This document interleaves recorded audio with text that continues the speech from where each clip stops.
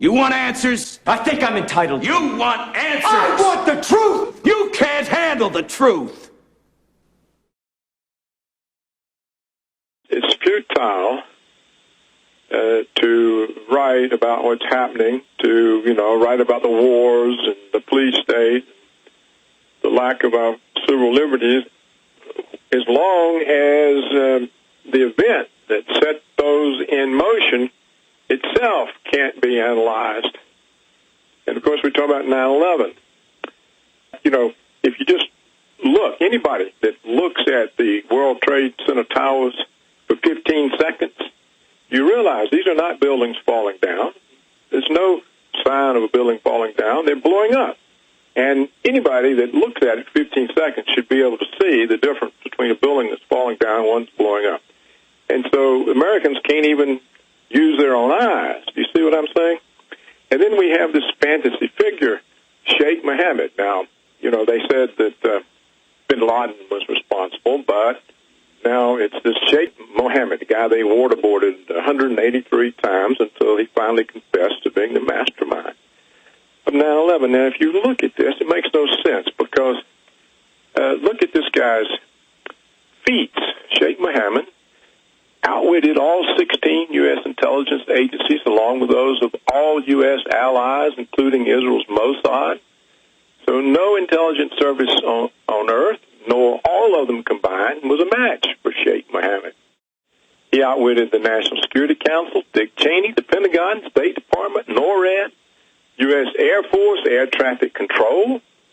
He caused airport security to fail 4 times in one morning. He caused the state-of-the-art air defenses of the Pentagon to fail. He had people who couldn't fly planes pulling off fantastic flight feats. He was able to do all of these things. Now, he's more of a superhero than V in that movie, V for Vendetta. Nobody can do things like that. Nobody could pull off an operation like that. That's just fantasy beyond fantasy, and yet people have fallen for this. So it dawned on me that sites in which I was sort of a favorite columnist, like antiwar.com, Counterpunch, where I had a big following, that neither site, for example, would let me even present facts or even present the evidence that the scientists who claimed to have found nanothermite in the residue of the World Trade Center towers. They wouldn't even let me report that there were 1,000 architects and engineers who had sent a petition to Congress demanding an investigation. And so it made me realize that here were sites totally opposed to the war, totally opposed to the police state and the loss of our civil liberties, sites who don't believe a word the government says about anything except 9/11. I got to thinking, well, what is the point of this? How can you oppose the government when you give it the grounds on which it's acting? So you realize that you really just can't help people that can't think, that can't see their own eyes. Now, what also happens when you try to raise these questions with people, even intelligent people, they say, oh, our government would never kill its own citizens. Oh, yeah? What about Waco? The Branch Davidians, there were 100 men, women, and children that the government murdered. No one was ever held accountable. At 12:10 p.m., the FLIR videotape shows at least 2 automatic weapons being fired into the back of the burning dining room, the only undamaged exit from the building.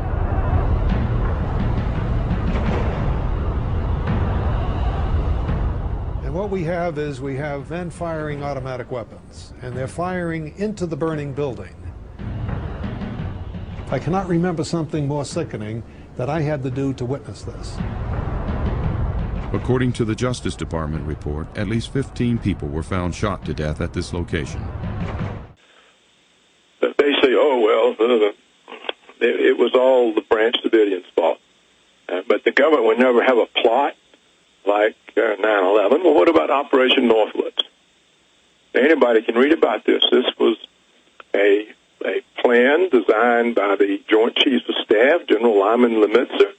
Here was an official plot by the United States military and various black op groups in the government to gun down American citizens in Miami, in Washington, D.C., to fabricate crashed airliners, and to blame it all on Castro so they could invade Cuba. This is a known thing that we were prepared to do. And this was, 40, 50 years ago when we allegedly were still somewhat of a freedom and democracy. And they were willing to do that then. And Kennedy, of course, fired Lemitzer. And a lot of people believe that's why Kennedy was assassinated. And then we have this very curious Murrah office building bombing, the Oklahoma City bombing that was pinned on McVeigh with his truck fertilizer bomb.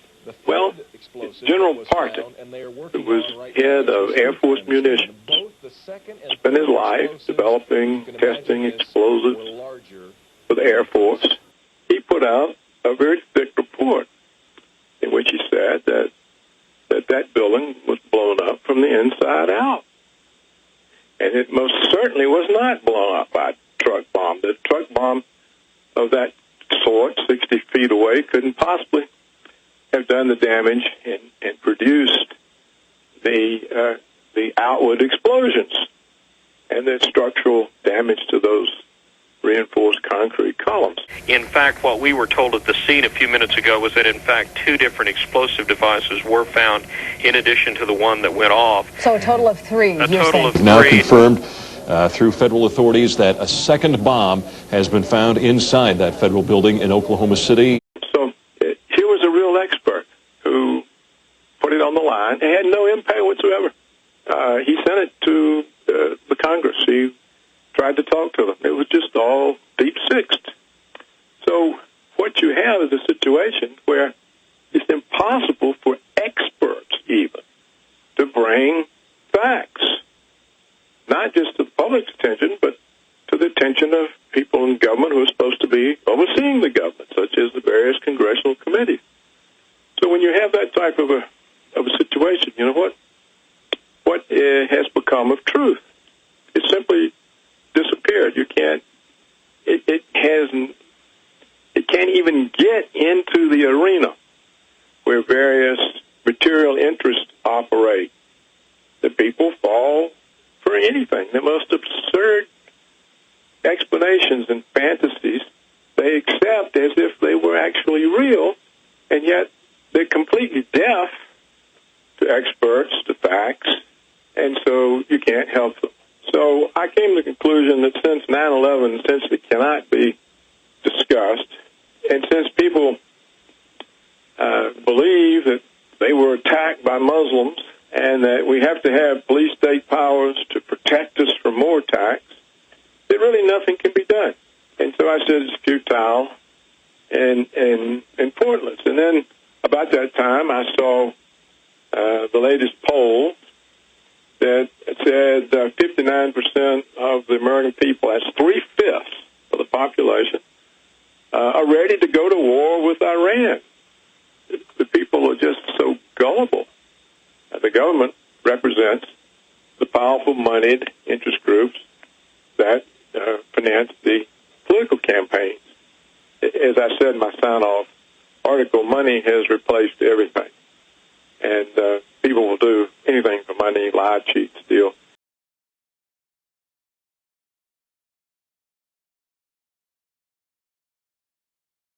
What we need to stand up and say is not only did they attack the USS Liberty, they did 9/11.